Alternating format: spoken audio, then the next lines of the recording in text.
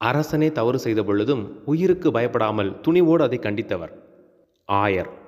ஆம், இன்று நாம் காண இருக்கும் புனித வில்லியம் ரோஸ்கில்ட். செப்டம்பர் மாதம் 2ஆம் தேதி நாம் அவருடைய விழாவை கொண்டாடுகிறோம். இந்த வீடியோ வழியாக நாம் அவருடைய வாழ்வோடு இணைந்து பயணிக்க இருக்கிறோம். யார் இந்த வில்லியம் ரோஸ்கில்ட்? இங்கிலாந்து நாட்டில் பிறந்தவர் வில்லியம். சிறு வயது முதலே இறைவனுடைய செல்ல பிள்ளையாக வளர்ந்த இவர் இறைவனுடைய அழைப்பிற்கு செவிமடுத்தார். பயிற்சி முடித்து குருவாக திருநிலை பெற்றார். டென்மார்க்கில் நற்செய்தி பணி. தொடக்க காலத்தில் இங்கிலாந்தில் இருந்த இங்கிலாந்து மற்றும் டென்மார்க்கின் அரசர் கனூட்டின் அரண்மனையில் அரசவை குருவாக பணியாற்றினார். அவ்வாறு பணியாற்றி கொண்டிருந்த பொழுது அரசரோடு டென்மார்க் செல்லும் வாய்ப்பு அவருக்கு கிடைத்தது. சென்றார். அங்கிருந்த மக்கள் அறியாமையிலும் சிலை வழிபாட்டிலும் மூடப்பழக்க வழக்கங்களிலும் மூழ்கி கிடப்பதை கண்டார். நற்செய்தி அறிவிப்பதற்கான சரியான இடம் இதுதான் என்பதை உணர்ந்து அரசரின் அனுமதியோடு அங்கு தங்கி தொடர்ந்து பணியாற்ற முடிவு செய்தார். நற்செய்தியின் மீதான தம்முடைய ஆர்வத்தின் மிகுதியாலும் பணி ஈடுபாட்டாலும் புனிதமான வாழ்வினாலும் எண்ணற்ற ஆன்மாக்களை கிறிஸ்தவ மதத்தில் திருப்பினார். எல்லாருடைய வாழ்விலும் தவிர்க்க முடியாத மனிதராக விளங்கினார். ஆயராக.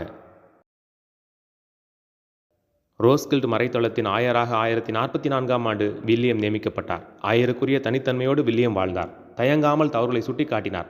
கனூட் இறந்த பிறகு டென்மார்க்கை சார்ந்த கத்தோலிக்கரான ஸ்வைன் என்பவர் அரசராக பொறுப்பேற்றார். இவர் ஸ்வீடன் நாட்டு இளவரசியை மணக்க தயாரானார். இளவரசியும் அரசரும் சகோதர சகோதரி முறை உறவினராக இருந்ததால் அதை வில்லியம் எதிர்த்தார். தவறை உணர்ந்த அரசர் மன்னிப்பு வேண்டினார். திருமணம் தடைப்பட்டது. தவறுகளை கண்டிப்பவராக. ஒரு முறை புத்தாண்டு விருந்து நடந்து கொண்டிருந்தது. அந்த விருந்தில் பங்கேற்ற சிலர் அரசரை குறித்து தவறுதலாக விமர்சித்தார்கள், இகழ்ந்துரைத்தார்கள். செய்தி அறிந்த அரசர் கோபம் கொண்டார். தம்மை இகழ்ந்தவர்களை எவ்வித விசாரணையுமின்றி கொலை செய்தார். அரசர் மறுநாள் திருப்பலிக்கு சென்றார். அரசரை கண்டவுடன் கொலைகாரனை வெளியேறு என ஆயர் குரல் கொடுத்தார். அரசரும் வீரர்களும் திகைத்தார்கள். எவ்வித விசாரணையுமின்றி நீதி தவறி நீரழித்த குற்றத்திற்கு கழுவாய் தேடும் வரை நற்கரணை பெற முடியாது என வில்லியம் எச்சரித்தார். இதை சற்றும் எதிர்பார்க்காத வீரர்கள் ஆயரை வெட்ட தங்களுடைய வாளை ஓங்கினார்கள். ஆயர் வில்லியம் மறுப்பேதும் கூறவில்லை. மாறாக முழந்தால் படியிட்டு தம்முடைய தலையை கொடுத்தார். திரு அவையை காக்க தம் உயிரையும் இழக்க தயாராக இருந்த ஆயருக்கு முன் வெட்கி தலை குனிந்தார் அரசர். விண்ணக பிறப்பு.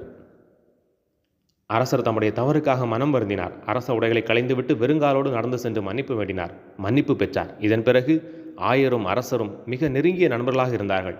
டென்மார்க்கில் கிறிஸ்தவ நம்பிக்கை மேலும் பரவிட உழைத்தார்கள். முதலில் அரசர் இறந்தார். தம்முடைய நண்பரோடு தன்னை சேர்த்து கொள்ளுமாறு ஆயர் வில்லியம் மன்றாடினார். அதன்படி மிக விரைவிலேயே கிபி 1070ஆம் ஆண்டு வில்லியம் இறந்தார். அரசரின் உடல் அருகிலேயே இவருடைய உடலும் அடக்கம் செய்யப்பட்டது.